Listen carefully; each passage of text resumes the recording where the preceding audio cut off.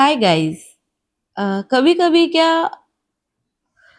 आपके जीवन में जो संयोग होने वाले होते हैं वो आप कितना भी बोलते हैं ना, हम उसको कंट्रोल करने की कोशिश कर रहे हैं, पर वो लाइफ में जो होना होता है वो होता है। तो उस घटना को मैं आपको एक कथा के मार्फत से समझाने की कोशिश करती हूँ। एक राजकुमारी थी जो बहुत ही सुंदर थी। इतनी सुंदर थी जितनी कि अगर पूरे बोलते हैं ना, द्वीप में या प्रांत में या शहरों में उसके जैसी होड़ सुंदरता में किसी की नहीं। और जितनी वो सुंदर थी उससे कई ज्यादा वो समझदार थी, बुद्धिमान थी। शास्त्रार्थ में ले लो, युद्ध की कला में ले लो, वो हर नीति में बड़ी पारंगत थी। अब उसको अपने ज्ञान की वजह से उसको ऐसा पुरुष चाहिए था कि या तो वो शास्त्रार्थ में उसको हरा दे, बुद्धिमता उसके अंदर उससे ज्यादा हो। जितनी उसमें बुद्धि है उससे ज्यादा बुद्धि वाला ही तो ढूंढेगी ना।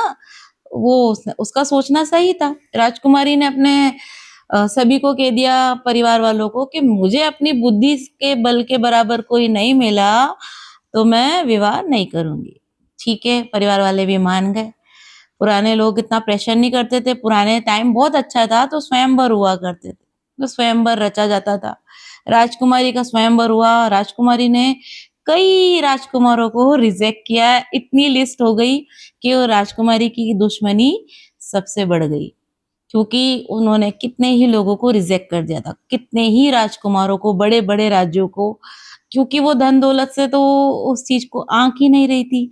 उसे तो अपने कंपेटिबल पार्टनर चाहिए था बुद्धि के हिसाब से।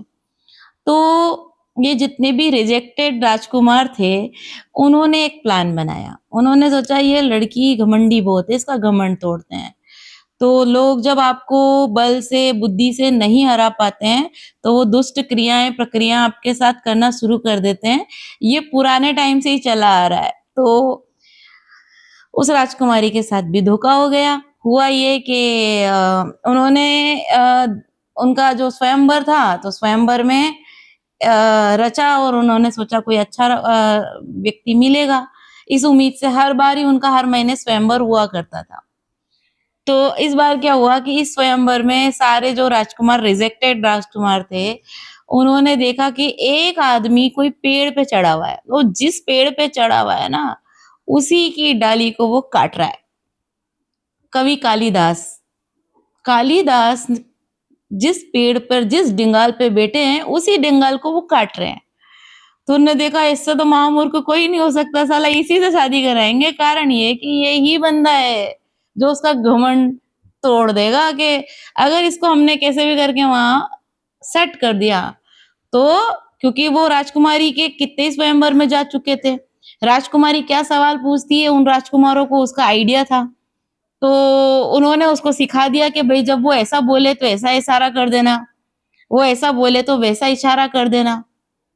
तो जब वो ऐसे पूछे तो ऐसे इशारा कर देना, जब वो ऐसे पूछे तो ऐसा इशारा कर देना, जब वो ऐसे पूछे तो ऐसा इशारा कर देना। तो उसने बोला ठीक है, तेरी बहुत सुंदर राजकुमारी से हम शादी कराने वाले, बस तू चुप रहना, इशारे में बात करना। तो जैसे ही वो कालिदास वहां पर सभा में पहुंचते हैं, तो उन्होंने बोला ये बहुत ज्ञानी है, ये अपनी वाणी का प्रयोग भी समय आने पर ही करते हैं, इसलिए चुप रहते हैं, ये बिल्कुल इन्होंने मौन व्रत ले रखा है। तो वो पहले ही इम्प्रेस हो गई, यार मौन व्रत ले रखा आदमी बड़ा गुणी होगा।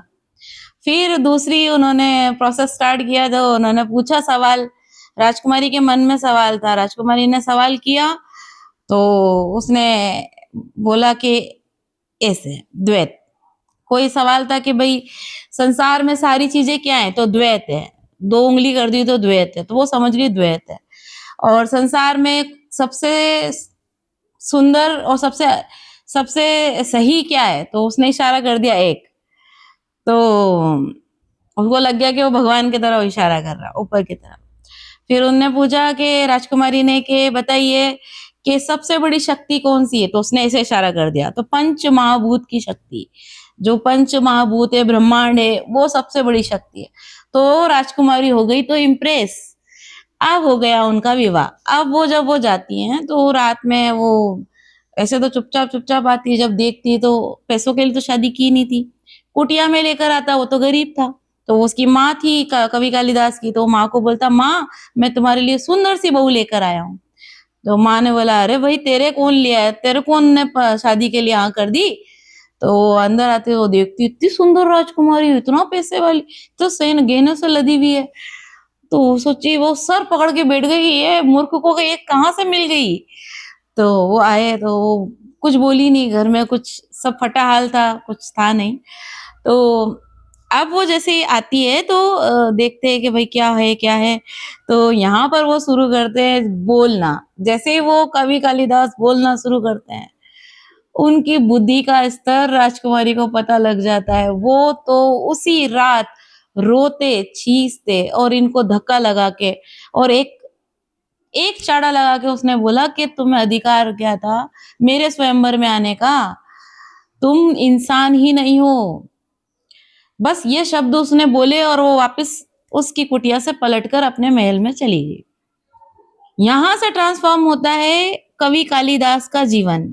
जो कवि अपन जो कवि कालिदास को देख रहे हैं, जो उनकी पंक्तियां या उनका जो साहित्य रचना हम देख रहे हैं, वो उस धक्के का उस एक जो उनके माइंड में जो बुद्धि बल में जो असर आया, फिर उनको ये समझ में आया कि मैंने मेरे जीवन में क्या ही किया है। क्योंकि वो राजकुमारी के जो शब्द थे, क्योंकि वो बुद्धिमान स्त्री थी, उसके एक-एक शब्द में वो पावर था। माँ कालिका की शक्ति थी। उसके अंदर वो वाक शक्ति थी, वाक गुण था। वाक गुण उसके जाके जो उसकी मोटी बुद्धि पे लगा, तो वो बंदा बदल गया और उसने इतना प्रयास किया कि वो महान साहित्यकार, बुद्धिमान और समाज में एक प्रतिष्ठित व्यक्ति, और आज भी कवि कालिदास का नाम अगर हम लेते हैं, तो साहित्यों के में बड़े ही आदर से भाव से उनका नाम लिया जाता है। तो ज़िंदगी में कभी-कभी कैसे कोई ट्रांसफ़ॉर्म हो जाता है, क्या प्लानिंग आप करते हो, क्या प्लानिंग वो करता है, बड़ा चेंज है। पर आज मेरी इस बात से आपको ये तो ज़रूर पता लगा होगा कि जो प्लान हम करते हैं, उससे ज़्यादा बढ़िया प्लान उसका होता है।